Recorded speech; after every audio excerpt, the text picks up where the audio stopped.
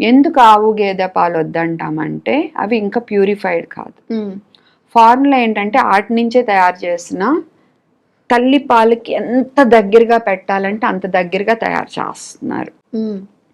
Okay, మీరు ఆవు గేదె పాలు ఇచ్చారనుకో కాన్స్టిపేషన్ రిస్క్, ఎనీమియా రిస్క్ ఇవన్నీ బాగా పెరిగిపోతాయి. ఓకే, అందుకని ఫార్ములాల్లో కూడా రకరకాలు ఉన్నాయి. బేసిక్ తీసుకుంటే చాలు.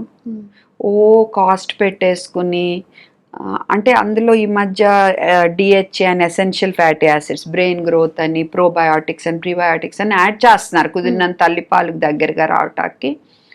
బట్ మనం ఖర్చు పెట్టుకోలేనప్పుడు మరీ ఇంట్లో అన్నీ అమ్మేసుకుని ఇవ్వాల్సినంత కూడా అవసరం లేదు. మీరు చేయగలిగినంత చేయండి. బాటిల్ శుభ్రంగా ఉంచాలి. ఫస్ట్ బర్త్డే కల్లా బాటిల్ ఆపేయటానికి ప్రయత్నించండి. కుదిరినంత స్పూన్, ఉగ్గు గిన్నె ఆ టైప్తో వెళ్తేనే బెటర్ నిప్పుల్ బాటిల్స్ కంటే. అలా జాగ్రత్తలు అండ్ పడుకోబెట్టి ఇవ్వకూడదు, నిద్రలో ఇవ్వకూడదు. కుదిరినంత తొందరగా బాటిల్ ఆపేయటం మన టార్గెట్ పెట్టుకుందాం. అండ్ డబ్బాల మీద చదవండి, ఓపెన్ చేసాక ఎన్ని రోజులే వాడాలని ఉంటుంది, ఆ ప్రకారమే వాడండి. తడి తగలకుండా చూసుకోండి. ఇలా మీరు చూసుకోవాలి.